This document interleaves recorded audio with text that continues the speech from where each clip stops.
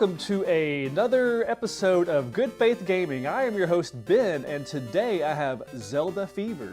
I've been playing 3 different Zelda games lately, and I've completed them, and I want to talk to you about them today. Ever since the Switch 2 came out, I've been on a Zelda kick. It was nice to go back and play games that had performance issues on the Switch 1 and play them without those issues. And so the first game that I'm going to talk about did have those issues, and that is Zelda Echoes of Wisdom.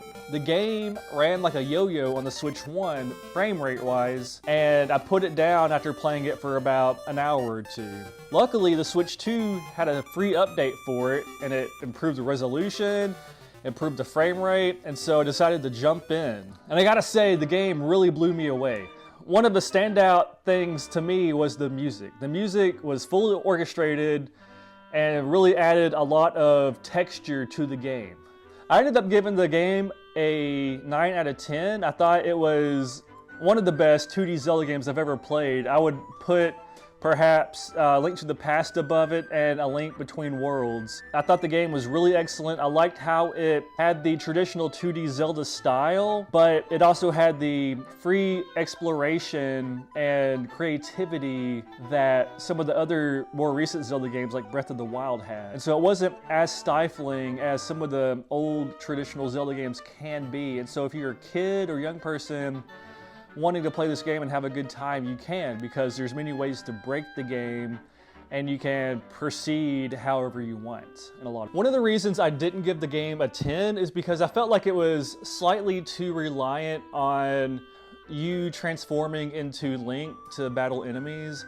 I thought the game would have been stronger if it didn't have that and you relied solely on the enemies that you could summon.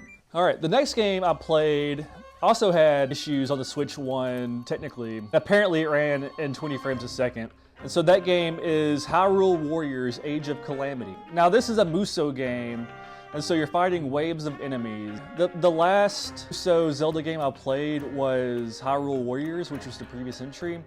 And this game does a lot of things to improve on that one. Like you can send your comrades to different corners of the map to fight, and you can switch characters and you can fight in different places in the map. I will say my favorite thing about this game were the cutscenes. I thought they were really well done. They're in the Breath of the Wild style. They told a really compelling story, I thought. The crux of it is Zelda has to defend her kingdom, but her powers haven't awakened yet, and so that's kind of the big story arc and struggle for her throughout that game. This game also takes place in a parallel timeline as to the original Breath of the Wild. And I didn't really like that as a concept, but playing the game, I thought they did a really good job. I won't spoil the end, but it's satisfying what they did. And so overall, I give this game a 6 out of 10. That I still liked it, but really the shortcoming for me was the combat. It's just, you're just hitting X and Y over and over again. And there are a few things that break that up. They add elements from Breath of the Wild, like you can use bombs and you can use stasis and you can, ice enemies and stuff like that. And that does provide like a good little wrinkle in the experience. However, I would have to take breaks from this game because my thumbs would be sore from hitting X so much. I felt like I was gonna break the controller. And so the combat's very basic, but I do wish that they would take the time to make the combat a little bit more varied. Maybe they could take inspiration from Stellar Blade, like character combat action games. I think they would benefit more from that. And I'll say, even though I rated it a 6 out of 10, I'm still looking forward to the Age of Imprisonment game for the Switch 2. In fact, I would say it's one of my more anticipated games for later this year. But also, I'm not expecting something that's gonna completely blow me away. I want better combat than what's here, but really just give me some great cutscenes and some great graphics, and I'll be happy. If it's a 7 out of 10, I'll consider it a success. The third Zelda game I played, I just finished this yesterday for the first time, and that is The Legend of Zelda Minish Cap. This is a game that for some reason got past me back in the early 2000s. I had a Game Boy Advance. I love Zelda. I don't know why I never had this, but I didn't. So I played it on the Nintendo Switch Online service. That's really the best way to play it, in my opinion, because you got save states, you have the rewind feature. This game's graphics I thought were really excellent. They're pixel art, but they're really fluid, and I feel like everything on the screen is always moving, so it's very lively. Also, the soundtrack I thought was really great. A lot of throwbacks to A Link to the Past. I really liked the time this game took place in, because I was expecting it to take place post A Link to the Past, kind of where all the other 2D Zelda games take place. But in fact, this one takes place between Skyward Sword and Ocarina of Time. It's a place in the timeline that's really not explored too much. And as far as I know, this is a unique Link. Maybe the Four Swords games take place within this timeline as well, I'm not sure. And I'll also say this game wasn't that challenging. You did have to use your brain to solve some puzzles, but it wasn't as hard as Oracle of Ages, for instance. Like, there were puzzles you had to think of. I had to consult a guide. I think in maybe 2 instances I was stuck. But other than that, it wasn't too bad. Also, the items you get in this game were unique to the series. You had the little blower sucker thing that was cool. You had the cape, which is kind of like the feather in Link's Awakening, but you could jump higher with it.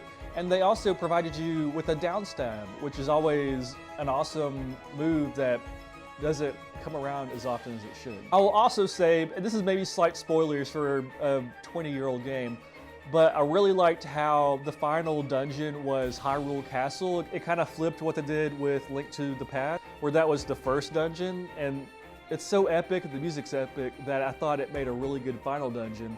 And the other location that I thought was really sweet was the Sky Castle, which I've never seen anything like that in Zelda either. Usually you have the volcano, you have some kind of desert area, but you've never had a cloud location. And so I thought that was a really cool, unique place in this game. I would overall give this game an 8 out of 10. One of the things that it didn't do exceptionally well was the shrinking mechanic, which is the main mechanic in this game.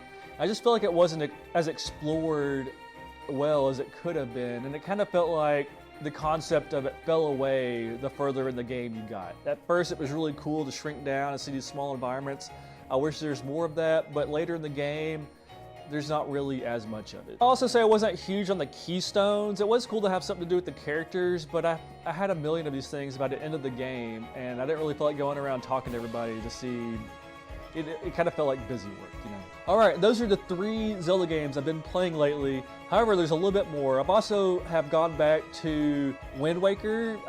There's Wind Waker fever going around right now because the game is on Nintendo Switch Online. I've been playing it a little bit, but I have not been playing it on Nintendo Switch Online. I've been playing it on the Wii U. I've been playing the HD edition. After playing this edition, it's really hard for me to go back to the GameCube version because this one is a full widescreen game, and the graphics are so much better, and the quality of life stuff is really awesome too. A lot of people complain about the bloom in the game. It's not really an issue for me. I kind of like the way it looks. It's very tropical in a lot of ways. I have also gone back and played a little bit of Majora's Mask. I didn't really like it too much when I played it on the 3DS last year, and so I want to give it a second chance. On the Switch 2, you can have the rewind feature now, and so it's really cool to have that quality of life improvement. And so I'm hoping that I will like it more on the N64 version. I'm kind of playing it the way God intended, you know, with the N64 controller and all that. I know a lot of people have an issue with the 3DS version. Some say it's an inferior version, so I'm hoping that I enjoy this version better. Finally, the last Zelda game I have been playing is Oracle of Seasons. I started that last night. I'm 1 dungeon in. I'm hoping that I like it more than Ages, which I didn't really care for. I thought it was a very hard game. Like, I don't see how anybody beat it without a guide back in the day. It would take me like 50 hours. Oracle of Seasons is the more combat-focused one. I finished the first dungeon, and I liked it a lot more. So we'll see where this one lands. Is it going to be up there with Link's Awakening? We'll see. All right, folks, and that's the end of another episode. Thank you for joining me today. I want to hear about your Zelda experiences. What are your favorites? What are your least favorites? Are you playing any right now? All right, and until next week, adios.